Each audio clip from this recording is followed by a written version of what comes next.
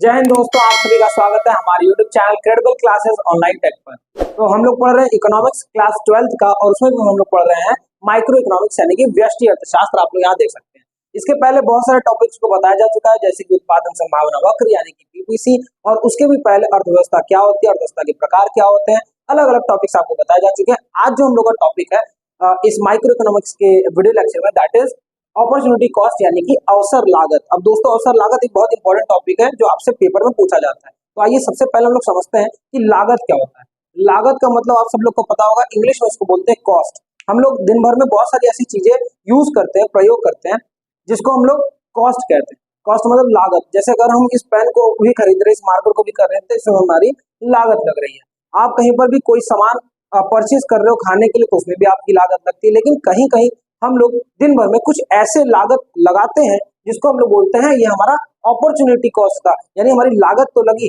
लेकिन यहाँ पर हमको अवसर भी मिला, यहाँ पर हमको अपॉर्चुनिटी भी मिला। कैसे? तो जैसे आप मान लीजिए मार्केट में गए। अब मार्केट में आप गए और मम्मी ने बोला कि भैया जाना 1 किलो आलू लेके आना। एक दुकान पे आप गए और आपने बोला कि भैया 1 किलो आलू दे दो। आलू वाले ने यानी सब्जी वाले ने आपको दाम बताया कि 40 रुपए किलो है। बगल वाले दुकान पर आप गए और बगल वाले आपको बोला कि 35 रुपए किलो है। तो आपको सस्ता कौन सा लग रहा है? जाहिर सी बात है, सस्ता आपको लग रहा है 35 वाला। तो आप क्या करोगे? 35 वाले के लिए 40 रुपए के आलू जो पर किलो उसको छोड़ दोगे। तो त्याग की गई जो राशि होती है वो क्या कहलाती है? वो अवसर लागत कहलाती है, जो आप प्राप्त कर रहे हो। नहीं समझ में आया? कोई बात नहीं। सबसे पहले आइए परिभाषा देखते हैं, उसके बाद और सारे एग्जाम्पल आपको देंगे, जरा बेहद रूप से आपको समझाएंगे कि क्या होता है ये। ठीक है, आइए समझते हैं। देखो अच्छा लिखा हुआ है, वह लागत यानी वह कॉस्ट जो किसी साधन को उसके वर्तमान कार्य में लगे रहने हेतु प्रेरित करती है, वो अवसर लागत कहलाती है, अपॉर्चुनिटी कॉस्ट कहलाती है। मतलब एक ऐसा लागत, एक ऐसा कॉस्ट जो किसी साधन को उसके वर्तमान कार्य में लगे रहने के लिए प्रेरित करती है। आइए समझाते हैं आपको एक मॉनेटरी एग्जांपल देकर, यानी मुद्रा का एग्जांपल देकर समझाते हैं। देखो सपोज करो कि मैं किसी कंपनी में जॉब कर रहा हूँ, कंपनी ए, कंपनी बी और कंपनी सी। ठीक है, इसको ध्यान से समझेंगे। कंपनी ए जो है वो मुझे सैलरी देती है 15,000 रुपीज। ठीक है, थोड़ा ऐसे लिख लेते हैं, 15K लिख लेते हैं। ठीक है, 15K देती है। कंपनी बी जो होती है वो मुझे कितना देती है? वो मुझे 20K देती है। और कंपनी सी मुझे कितना देती है? ये मुझे 25K देती है। अब इकोनॉमिक्स क्यों पढ़ा जाता है? सब लोग पढ़ा हुआ है कि इकोनॉमिक्स पढ़ते क्यों है, क्या कारण इकोनॉमिक्स पढ़ने का? तो इकोनॉमिक्स पढ़ के एक उपभोक्ता या एक उत्पादक विवेकशील बनता है। और हम सबको पता है, आंख बंद करके बता दोगे और कोई तुमसे बोलेगा केवल कि भैया 15, 20, 25 कौन सा कंपनी में जाओगे, तो आप सब लोग बोलोगे कि भैया सी कंपनी में जाए। ठीक है, सी कंपनी में हमें सबसे ज्यादा सैलरी मिल रही है। हम सब क्या उपभोक्ता है, हम सब उत्पादक है। उत्पादक भी कहीं ना कहीं है इकोनॉमी में, और कहीं ना कहीं उपभोक्ता भी है। तो अगर हम उपभोक्ता और हमको चीजों की जरूरत है तो हमको ज्यादा सैलरी उठानी पड़ेगी, तो भैया 25 को उठा लिया। ठीक है, चलो अच्छी बात है। परंतु किसी कारणवश अगर ये 25K वाली जॉब यानी 25,000 वाली जॉब हमें न मिले, तब आप बताओ आप किसको चूज करोगे? तो आप बोलोगे सर सीधी सी बात है, हम लोग ऑप्शन नंबर बी को चूज करेंगे, है ना। यानी कि आपने किया क्या यहाँ पर? आपने बोला कि सर ठीक है 25 वाली नहीं मिल रही है तो हम किसको ले लेंगे? 20 वाले ले लेंगे। लेकिन अगर तीनों ऑप्शन मिल रहा हो तो आप किसको लोगे? आप 25 को उठाओगे। यानी कि 25K को प्राप्त करने के लिए आपकी दूसरी सर्वश्रेष्ठ विकल्प क्या है? 20K यानी कि 20,000। ठीक है, 25,000 आपने चूज किया, उसको छोड़ने का दूसरा सर्वश्रेष्ठ विकल्प कौन सा? यानी 25,000 आपको ना मिले तो आप क्या लोगे? आप लोग हम 20,000 लेंगे। बिल्कुल सही। तो जो दूसरा सर्वश्रेष्ठ विकल्प होता है वो अवसर लागत कहलाता है। ठीक है, आइए प्रोफेसर बेनहम के अनुसार समझते हैं।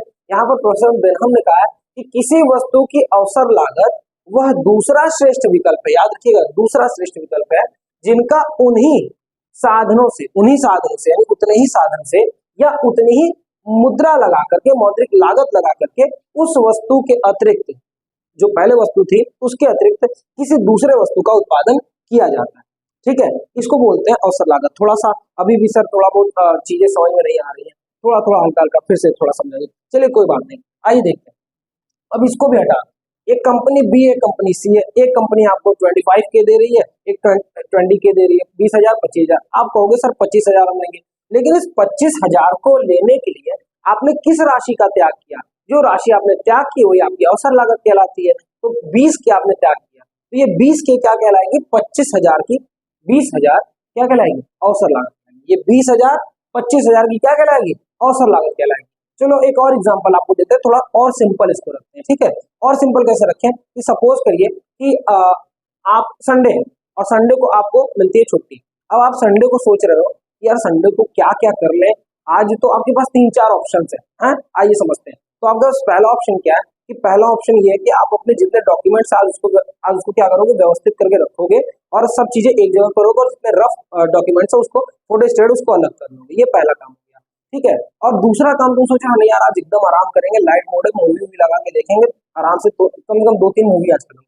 ये दूसरा ऑप्शन है। और तीसरा ऑप्शन है कि आज यार संडे, चलो किसी रिलेटिव के यहाँ जाते हैं, वैसे तो हफ्ते में जा ही नहीं पाते, ठीक है, तो कहीं ना क्यों रिलेटिव के यहाँ। तो ये 3 ऑप्शन आपके पास है। अब आप इसमें से क्या चूज करते हो, पहला क्या चूज करते हो, दूसरा क्या चूज करते हो और तीसरा क्या, मतलब सर्वश्रेष्ठ वाला क्या है। तो आप सर्वश्रेष्ठ इसमें से क्या सोचोगे कि यार पहले अपना क्या कर लें, काम कर लेते हैं, यानी कि जितना भी डॉक्यूमेंट है उसको सही जगह पर रख लेते हैं, ठीक है, बिल्कुल सही। लेकिन अगर ये नहीं कर पाते हो तो इन दो में से आप क्या करोगे, मूवी देखोगे कि रिश्तेदारों से मिलने जाओगे। तो आप कहते हो कि अच्छा तो मूवी देख लेते हैं यार। तो मूवी देखने के लिए आपने क्या किया, रिश्तेदारों के घर जाना अवॉइड किया। तो ये जो त्याग किया आपने रिश्तेदारों के घर जाना, यही आपकी क्या कहलाती है, मूवी देखने की अवसर लागत कहलाती है, ठीक है। अगर तीनों है और तीनों में आपने सबसे पहला काम चुना, तो दूसरा विकल्प कौन सा दोनों में से सर्वश्रेष्ठ है, मूवी देखने जाना या फिर रिश्तेदारों से मिलना, दोनों में सर्वश्रेष्ठ क्या है, तो आप कहोगे मूवी। तो मूवी देखना परित्याग करने वाली राशि है, यानी वो अवसर लागत कहलाएगी आपके घर के डॉक्यूमेंट्स को कम, ठीक है। इसी को कहते हैं अवसर लागत। इसका एक छोटा सा सूत्र होता है कि अवसर लागत बराबर वर्तमान आय आपकी जितनी हो उसमें से माइनस कर दीजिए आपकी वैकल्पिक आय, उसी को बोलते हैं अवसर लागत। आई होप आपको अवसर लागत थोड़ा थोड़ा समझ में आया होगा।